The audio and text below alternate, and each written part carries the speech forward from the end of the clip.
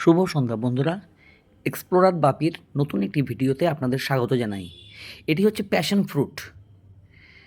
এই ফলটি সাধারণত জুস করে বা কাঁচা লবণ দিয়ে খাওয়া হয়। আজ আমি এই ফলটি দিয়ে বানাবো প্যাশন ফ্রুটের জুস। তো দেখতে থাকুন। ফলটিকে প্রথমে কেটে নিচ্ছি,